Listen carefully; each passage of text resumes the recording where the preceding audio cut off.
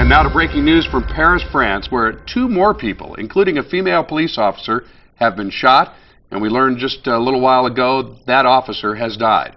This happened just hours ago in a suburb on the southern edge of Paris. The shooter remains at large. The city is, of course, on extremely high alert following yesterday's terrorist attack, where 12 people were killed inside the headquarters of the French magazine Charlie Hebdo. But authorities say that it's too early now to connect the shootings. So now for an update on the manhunt for those 2 men who carried out yesterday's attack in Paris.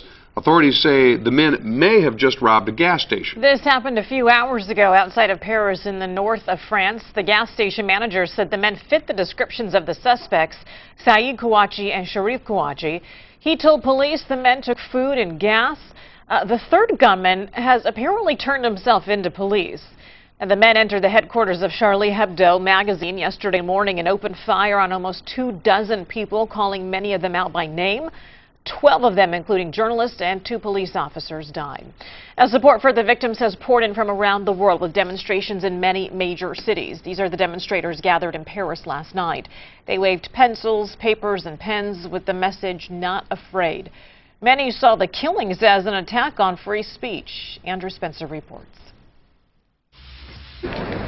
The outpouring of support has been immense, from the streets of New York to the museum in Washington, D.C., where demonstrators read names of the victims.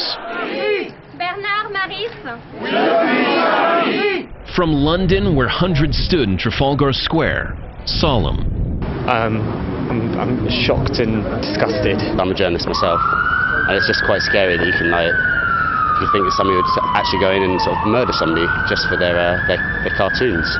To Madrid. Here, too, many of the signs are in French. Je suis Charlie. I am Charlie. A statement of solidarity used across social media. Gunmen raided the offices of the French satirical magazine Charlie Hebdo Wednesday. They shot nearly 24 people, killing 12, including 2 police officers.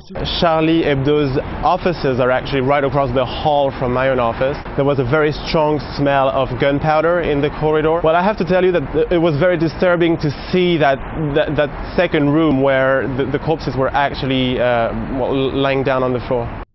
I'm Andrew Spencer, reporting. Paris is holding a day of mourning for those killed.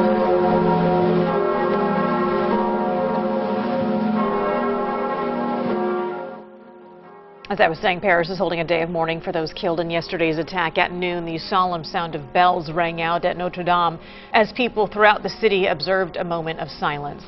Here at home, UT San Diego editorial cartoonist Steve Breen produced this poignant response. Spilled ink forming a symbol of liberty as it mixes with the blood of one of the victims.